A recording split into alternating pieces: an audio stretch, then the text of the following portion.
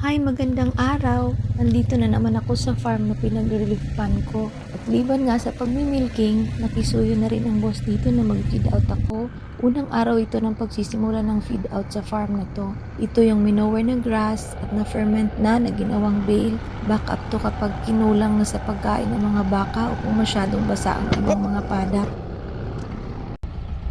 Feed out sana tayo dito sa padak na to kaso sabi ni Amo, huwag na lang daw, marami namang grass, so doon na lang daw sa morning paddock. Mga baka, nasanay na kasi na may binibigay sa kanila after milking, ayan. Nag-aabang, nagagaan. Sorry! Malapit sila lahat sa malapit lahat sa gate. Dalawang bale ay bibigay, isa nasa harap, itong isa nasa likuran. Bale in the morning, tapos dalawang bale din sa gabi.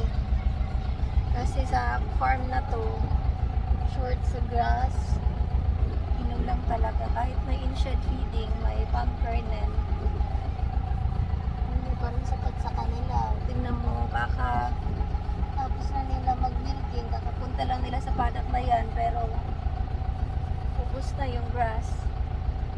Pero meron pa yan doon sa likod, kasi hindi na kasi sila bibigyan nito, binigyan ng isa pang din sa likod. Pero tomorrow bibigyan na, dapat kasi advance hindi na advance ngayon kasi nga na late tong delivery ng village, kaya ganito. Change mind si boss na wag na lang. Bukas na lang magsimula yung advance feeding.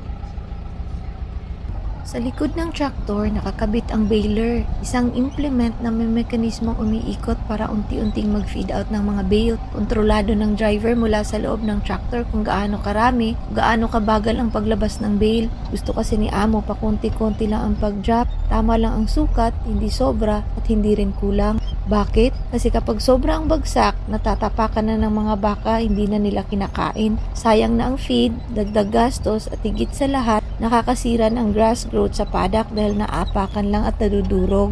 At habang umiikot ang mekanismo sa likod ng tractor, unti-unting bumababa ang bale. Maingat, tama ang sukat, walang sayang.